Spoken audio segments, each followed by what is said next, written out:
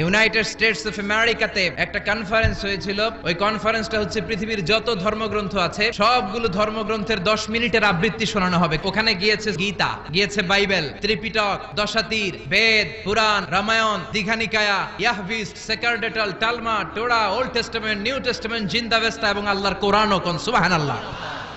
এই কনফারেন্সের উদ্দেশ্য হচ্ছে এইটা চেক করা কোন বইয়ের আবৃত্তিটা বেশি সুন্দর লাগে। সব ধর্মের শায়েকরা, গুরুরা, ধর্মনানকরা আর ফাদাররা আর কারীরা বসেছে বিচারকের সামনে। একটা গ্রিন বাটন, একটা রেড বাটন। প্রথমে ডাকা হয়েছে শ্রীমত ভগবত গীতা। 10 মিনিট পড়েছে, পড়ার পরে বিচারক রেড বাটনে প্রেস করেছে, সময় শেষ, নেমে গিয়েছে। সব ধর্ম গ্রন্থের আবৃত্তি এবং তেলাওয়াতের পরে সর্বশেষে মুসলমানদের ধর্মগ্রন্থ কোরআন আবৃত্তি করার জন্য ডাকা হয়েছে। এসেছে মিশরের কারি আব্দুল বাসিত ইবনে আব্দুস সামাদ। উনি দাড়ি রাখেন না, ক্লিন শেভ, পাতলা একটা চাদর আর জুব্বা পরে চলে এসেছে মাইকের সামনে। এসে আউযু বিল্লাহি মিনাশ শাইতানির রাজীম বলে